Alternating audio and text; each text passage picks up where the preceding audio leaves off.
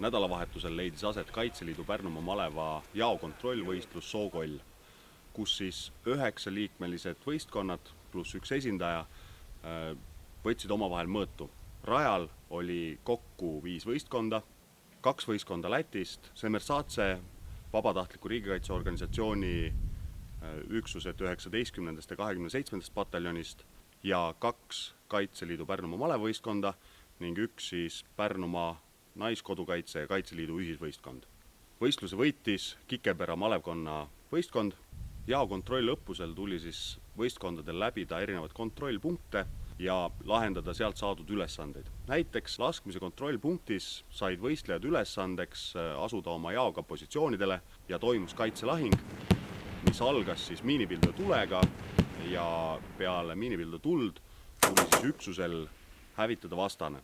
Lisaks tavalistele laskuritele võtsid siis sellest osa ka KP ja TT.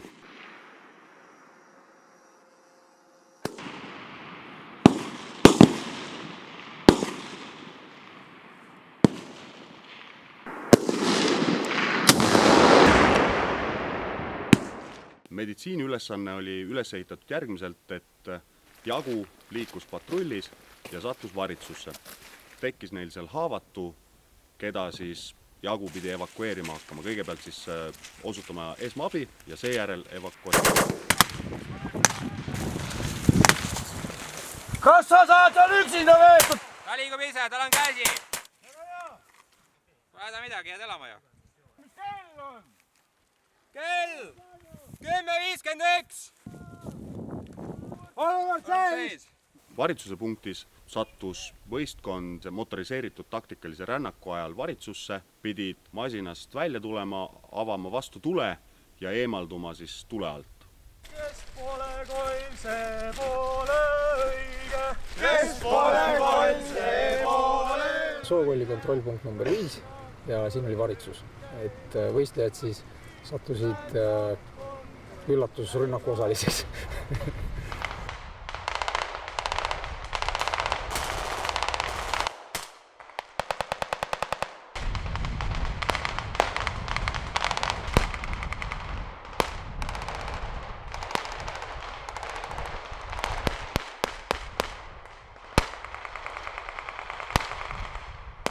Praegu selle põhjal, mis ma siin nägin, ma võiks öelda, et aga lihtsalt Läti meeskonna ettevalmistus tundub, et selleks võistluseks on olnud palju varem.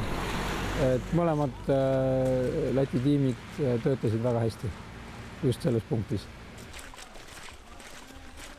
Kõik 5 võistkond on siis selle punkti läbinud. Võiks öelda, et on väga häid, väga häid ja loomulikult on ka siis neid, kes on kehvemad, aga rõõm on nagu selles suhtes, et ei ole nagu täiesti null sooritust, et on ilusti korralikult varjutud, on antud vaenlasele vastutuld ja on ka kiirelt eemaldatud, nii et kõik punktid on nagu täidetud, et võis iga sooritus sai hinnata. Viimase päeva hommikul oli võistlejatel taktika ülesanne, mis siis oli lahendatud paintballi lahingu mängimisega. Võistkond asus kaitsesse ja pidi siis teatud aja jooksul hoidma elus enda võistkonnale juurde antud tulejuhti. Ja kui nad selle ülesandega hakkama said, siis edasi plusspunkte nad said vastavalt sellele, kui kaua nad seal vastu pidasid.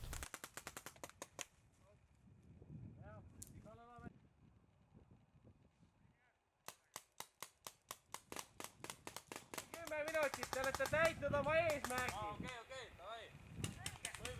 Peale paintballi lahingut toimus lõpujooks, mis seekord oli võistlejatele üllatusena väga lühike, ehk siis suurusjärk 300 meetrit.